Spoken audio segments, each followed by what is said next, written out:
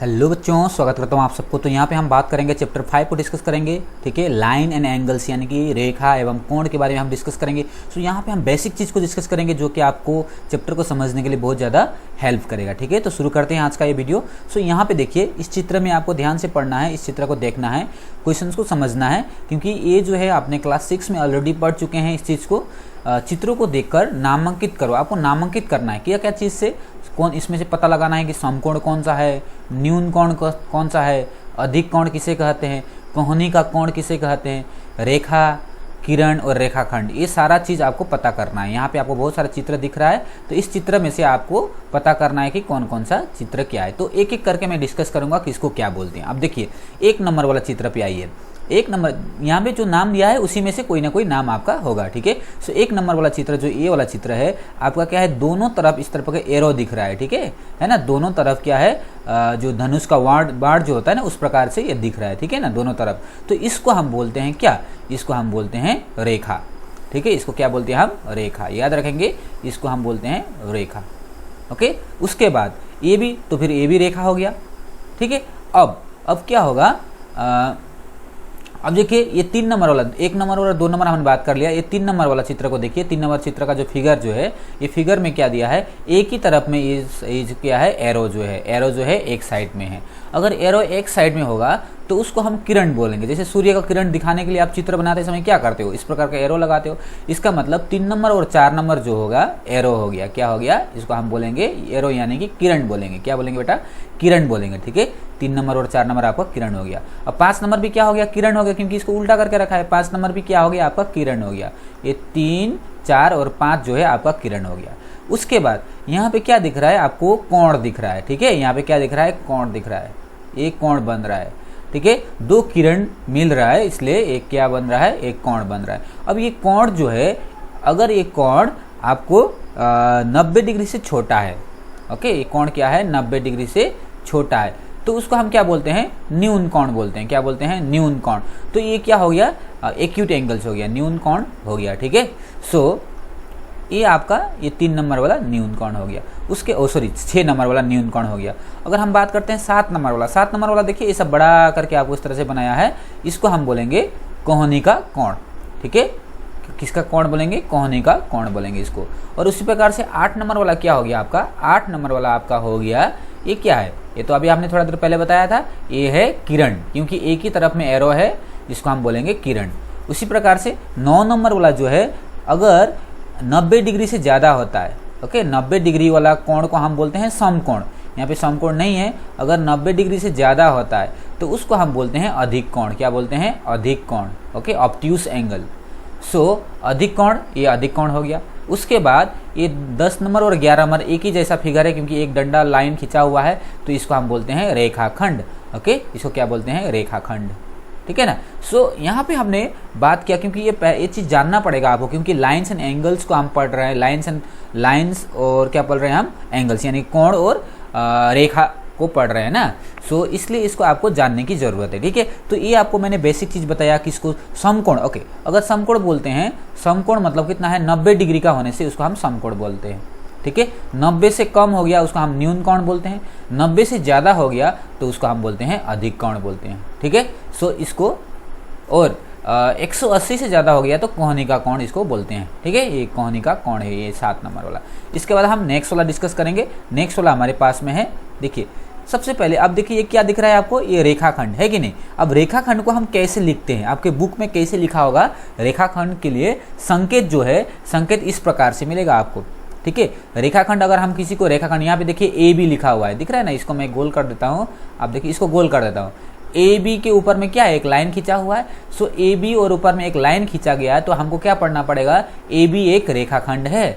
A B क्या है, एक रेखाखंड है। तो रेखाखंड के लिए संकेत किया जाता है कैसे, ऊपर में एक लाइन खींच के संकेत किया जाता है। ठीक है, देखिए लाइन किस प्रकार से, तो रेखाखंड को दिखाने के लिए आपके बुक में कहीं पे भी इस तरह से लाइन खींचा होगा तो उसका मतलब है रेखाखंड है। ठीक है, उसके बाद नेक्स्ट को हम देखते हैं।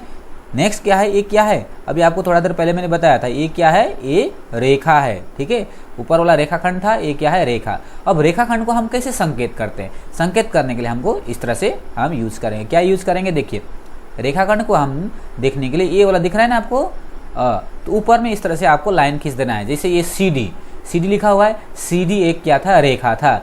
तो सी डी रेखा को हम कैसे लिखेंगे, सी डी लिखेंगे, ऊपर में इस प्रकार से दोनों तरफ एरो दे देंगे।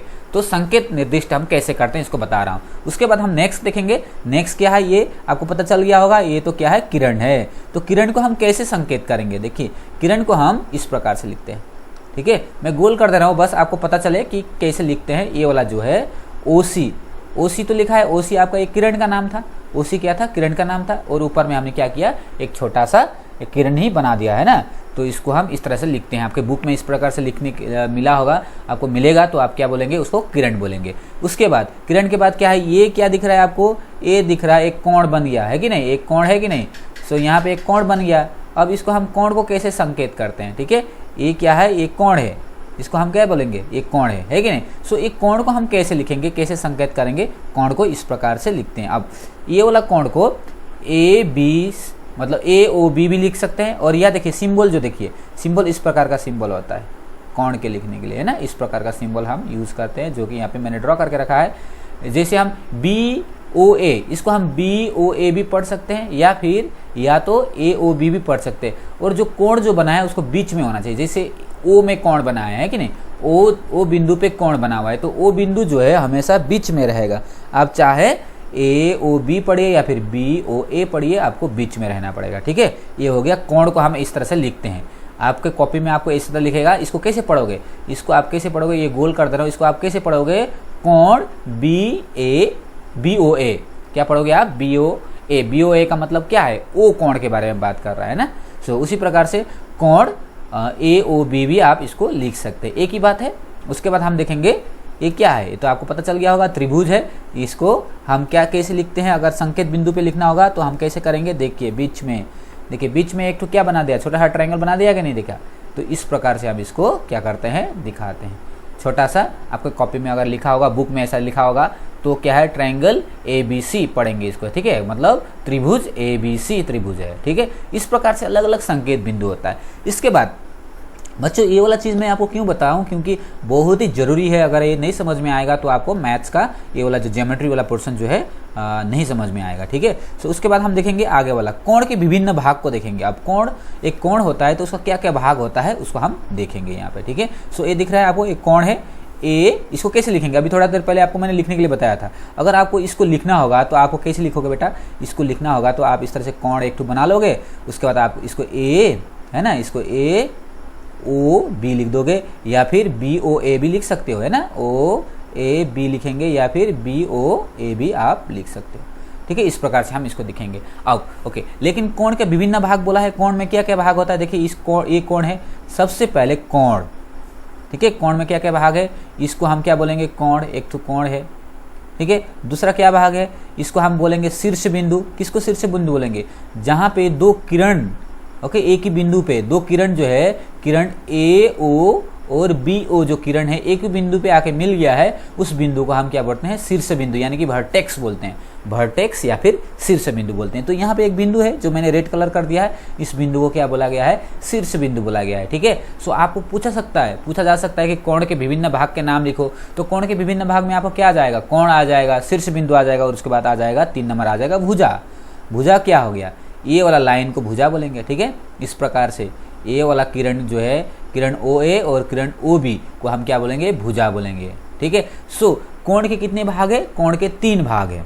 ठीक है, एक तो कोण हो गया, एक शीर्ष बिंदु हो गया, और दूसरा भुजा हो गया। 2 भुजा है, एक शीर्ष बिंदु है, और एक कोण यहाँ पे आपको देखने को मिल रहा है। तो आपको अगर क्वेश्चन पूछेगा कि कोण के विभिन्न भाग को दर्शाइए, तो आपको ये वाला डायग्राम जो है अभी जो मैं आपको बता रहा हूँ, ये वाला फिगर आपको बनाना पड़ेगा। ठीक है, सो बच्चों आशा करता हूँ ये वाला पोर्शन आपको समझ में आया होगा, अच्छा लगा होगा। फिर अगले वाला पार्ट में हम मिलते हैं। अभी के लिए इतना ही। Thank you for watching, God bless you.